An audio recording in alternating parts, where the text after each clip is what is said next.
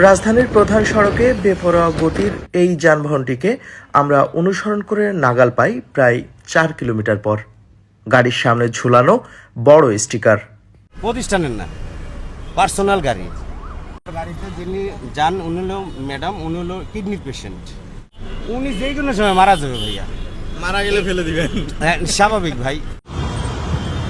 গাড়ি ব্যক্তিগত হোক বা প্রতিষ্ঠানের, নানা ধরনের উদ্ভট স্টিকার ব্যবহার করে এভাবেই রাজধানীর সড়ক দাপাচ্ছে কিছু বেপরোয়া চালক।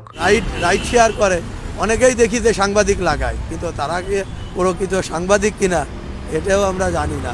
হয়তো একটু সুবিধা যে কখনো এটা লাগানো থাকলে পুলিশ থেকে একটু পাওয়া যায়। সুবিধাতে তেমন একটা হয় তা না, তবে অনেক সময় দেখাতে ডাক্তারের গাড়ি আমাদের একটু তাড়াতাড়ি ছেড়ে টেরে দেয় আর কি, এমার্জেন্সি কাজ থাকলেই। মানে ট্রাফিক পুলিশ অনেক সময় শুধুমাত্র ব্যবসায়িক সম্পৃক্ততা থেকেই Bangladesh road transport authority BRT এর নিজস্ব স্টিকার ব্যবহার করছে এই গাড়িটি। অনেক সময় আমার জ্যামে পড়ে যেতে হয়, তখন আমরা সার্জেন্টের সাথে কথা বলে একটু সুযোগ নিয়ে আমরা তাড়াতাড়ি পৌঁছানোর চেষ্টা করি। আমরা বিআরটির সাথে বিআরটি এর ভেন্ডর, আমরা লেখা আছে জরুরি ইমার্জেন্সি। এটার দ্বারা বোঝাচ্ছে যে আপনি বিআরটি এর লোক। নো, বিআরটি এর গাড়ি নো, এটা বোঝা না। আইন শৃঙ্খলা রক্ষাকারী বাহিনীর নাকের ডগায় দাপিয়ে বেড়ানো এসব যানবাহনের কি ব্যবস্থা নিচ্ছেন তারা? প্রশ্ন ছিল পুলিশের এই কর্মকর্তার কাছে।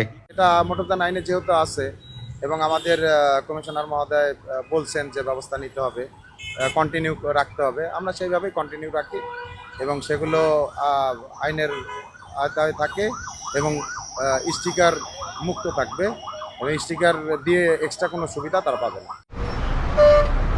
সরকারি কর্মকর্তা, পুলিশ, সাংবাদিক থেকে সাধারণ জনগণ, যানবাহনের স্টিকার ব্যবহারে পিছিয়ে নেই কেউ। নিয়মিত অভিযান পরিচালনা করেও থামানো যাচ্ছে না এই প্রতিযোগিতা। সড়কের শৃঙ্খলা ফেরাতে এসব অবৈধ স্টিকারযুক্ত গাড়ির ব্যাপারে আরও কঠোর ভূমিকা নেবে প্রশাসন, এমনটাই প্রত্যাশা সাধারণ মানুষের। আল নোমান, বাংলাদেশ টাইমস।